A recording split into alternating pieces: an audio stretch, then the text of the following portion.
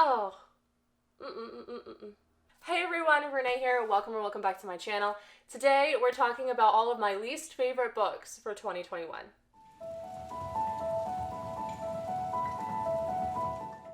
So now we're gonna switch it up. I recently posted a video about my favorite books of 2021. This is gonna go up after that, and this is gonna be a complete change of tone because instead of praising books, we're gonna be complaining about books. Please remember that these are opinions, and we all have different opinions, so I am sorry in advance if I criticize one of the books that you really liked, one of your faves. I just didn't like it as much as you, and I'm sure that some of my favorites you also didn't like as much. So all peace and love here, in the words of my friend Cami. Peace and love. So yeah, this video is just going to be talking about all the books I didn't like this year. Now, I was going to try to make this a top 10 list, but ultimately, I didn't have 10 books that I rated below a 3, but I had 7. So this is going to be my 7 least favorite books of the year, and all of these books are 1 or 2 star reads for the year. So yeah, we're going to get into it. And I did rank these, of course I did, because I love rankings. I already said that. So we're going to be starting with number 7, which will be the best of the worst. Coming in at number 6, we have The Guest List by Lucy Foley. This book was annoying. This book was so annoying. The characters sucked. Like, I didn't really like any of the characters in this book.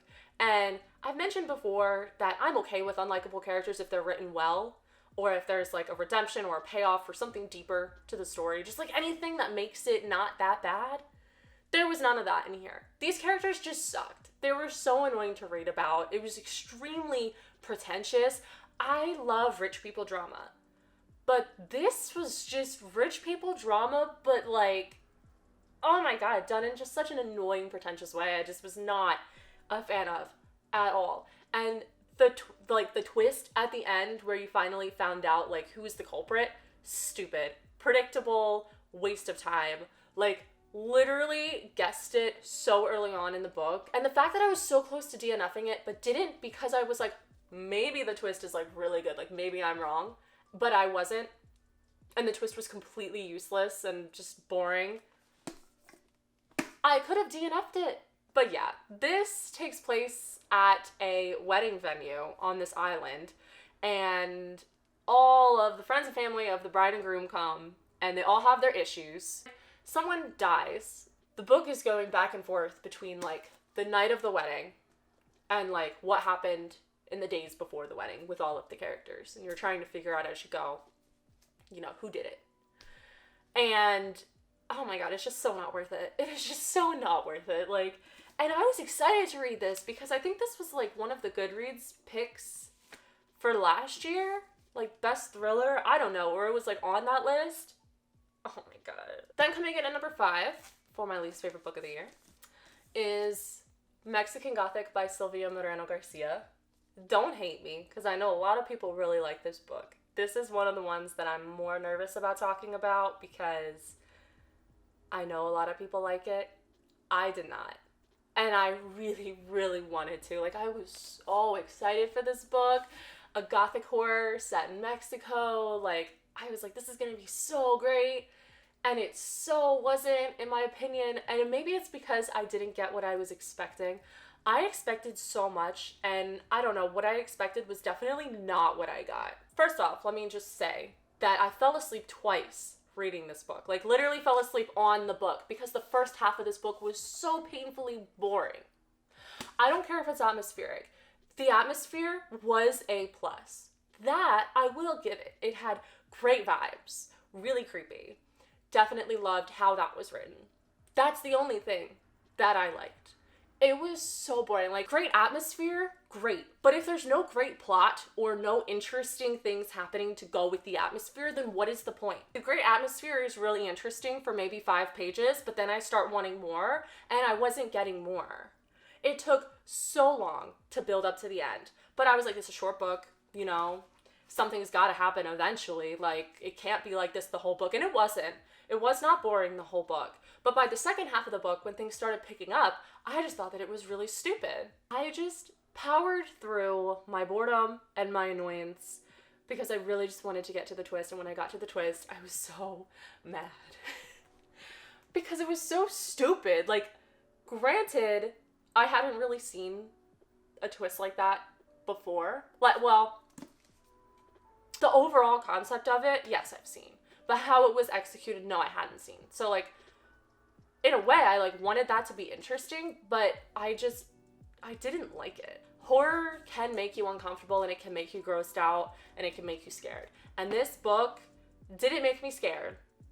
There's nothing scary about this book at all. Let me preface that. Nothing. It's not scary. It's not thrilling. Okay? It's atmospheric. If you want a creepy gothic atmospheric book, sure. But if you're expecting like anything thrilling, no. The discomfort and grossness that I felt was just not in a good way. I'm gonna stop rambling about this book because I feel like maybe I'm too hard on it because there are definitely other redeeming qualities about this book. I, by all means, don't think it's awful. I think that my dislike for it just stems mainly from disappointment. Like, I was just so disappointed that it made me mad. So I just slapped it at the bottom of my ratings. Then coming in at number 4 is another very disappointing read of the year, and that is A Lesson in Vengeance by Victoria Lee. This book I was so excited for this year. It was one of my most anticipated releases of 2021, and it just did not deliver anything that I wanted it to deliver. It was so disappointing. Gave it 2 stars. Like, this is one of those books that was so promising, like, in premise, and it started out pretty interesting. Like, I loved the vibes of it. Dark academia, boarding school, witchy vibes. Like, I was so into it for like 60 pages. But then after I finished reading 60 pages and kept reading, I started realizing that I didn't actually know what I was reading. Like, I couldn't quite figure out the plot. Like, it almost felt like there wasn't one, or that the author was just trying to do too much. It's one of those books where it's like, what are you supposed to be focusing on here? Like, what is it building up to? I couldn't figure it out for a while. And I was like, I don't know if I'm just dumb. But then Jan was reading this with me too. This was her book club pick for October, and I was her host, and we were talking about it, and she kind of felt similarly. So I was like, okay, it's not just me. And I felt very disappointed with the fact that I wanted magic out of this book. It's supposed to be witchy. Like, I wanted spells. I wanted magic galore. And there's no magic in this book. There's the discussion of magic and how it's not real, but there's no magic, actual magic. And I was like, that's so stupid. Like, this whole premise of like, the magic is real if you believe it is. Like, no, cast a spell, make a potion, curse someone. Like, that's what I signed up for. I didn't sign up for this believing is real shit. Like, what? There was decent mental illness rep in this book. I thought that was handled decently. I liked that it didn't feel like it was just there as a plot device. I feel like a lot of the times books can misconstrue mental illness rep just for a plot device. But I didn't get this in this book. That was the one thing I didn't really have a complaint about. It had potential, it just didn't meet it. So it's a 2-star. Then my top 3 most disappointing books of the year. I do not own any of them, thankfully. And coming in at number 3, we have Corrupt by Penelope Douglas. I've been dabbling in Penelope Douglas this year. I've liked some of her books. Like, I did really enjoy Punk 57. I enjoyed Birthday Girl. And then you have this that I'm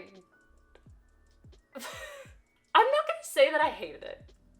Okay, I'm not gonna say I hated it. Did I give it 2 stars? Yes. Yes, I did. But I definitely didn't really like it either. It's one of those books that I don't even know how I should feel about it. And I said it earlier this year that I feel like when you read Penelope Douglas, you almost have to leave your morals at the door. Because you're gonna have to go into this book a little bit more open. A lot of her books. She writes a lot of dark romance, a lot of bully romance. There's a lot of toxicity in it.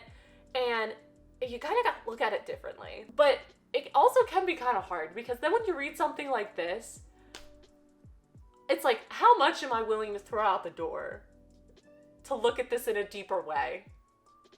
Is it supposed to be looked at deeper? Should I just take it surface level? I don't know. I was definitely uncomfortable in certain parts. I just don't think bully romance is fully for me. I love enemies to lovers, like hate to love type of stuff, but I feel like some things take it too far, and this book is a great example of that. It's been months since I've read it, and I'm still kind of speechless. Another thing that I don't like in books is misunderstanding tropes. This one had a misunderstanding trope that was so frustrating, and it lasted like the whole freaking book. And it was just like kind of stupid, and I don't know, this is a weird one. This is a weird one where I don't even really have much to say about it, but it just feels like this is a good place to put it. And then moving on to number 2, runner-up for least favorite book of the year is one I read not too long ago actually, and that is Camp Slaughter by Sergio Gomez. I really wanted to like this book. It just seemed like a good, quick slasher horror of my dreams type of book, but it was so bad. So bad. This was a 1-star read. Like, I understand that sometimes horror, like, objectively cannot be the best, but still be really fun to watch. Do you know what I mean? Like, I feel like some slashers, like, they are kind of dumb, but you enjoy watching them. And I kind of thought that that would be what this book was. But this book was just dumb and I didn't enjoy it.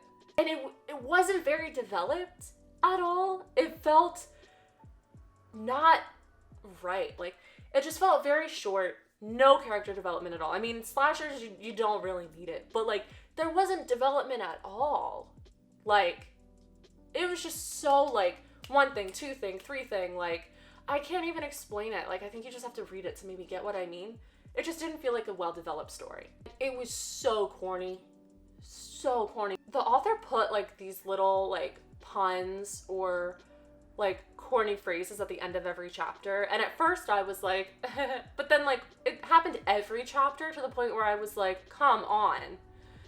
Really? Like, it was a horror, but it felt like it was a horror written for like 10-year-olds, even though it clearly wasn't because of the actual graphic content in it. But just the way it was written made me feel like it was more targeted to young adults, even though it very clearly wasn't. And I hope that makes sense. And then my other big gripe with this book is there was a comment about asexuality. It was completely not needed. The comment in the book was definitely written as a joke, and I didn't like it. I didn't like it at all. And it just kind of made me dislike the book even more. So, 1 star. Runner-up for least favorite. Yes. And then, number 1, my least favorite book of the year goes to none other than Every Vow You Break by Peter Swanson. Oh my god. This book made me so annoyed. I was like screaming in my car. I listened to this on audiobook, which is why I don't own it, thankfully.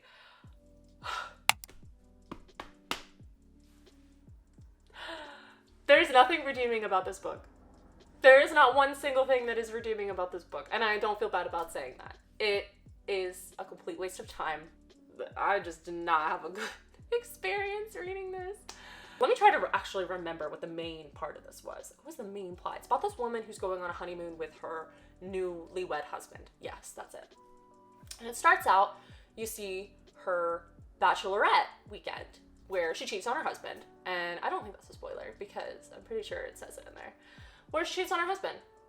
And then that guy starts showing up more often, like you kind of start seeing him more. And there's one part that I will always think about when I think about like dumbest parts in books, and it's not a spoiler, I'm gonna make this spoiler free, but I said it before in a wrap up, where she's literally, our main character is literally witnessing something horrific, okay, like traumatizing, right? And she is not confined in any way. She can leave. She can leave, okay? And she goes, literally the passage goes something like this. I don't remember exactly, but she was like, I didn't run. I walked. I just walked away. What do you mean you didn't run? What do you mean you didn't run? I would have ran my asthmatic ass so fast, so far, and you're just telling me that you walked, like you're straight chilling. What?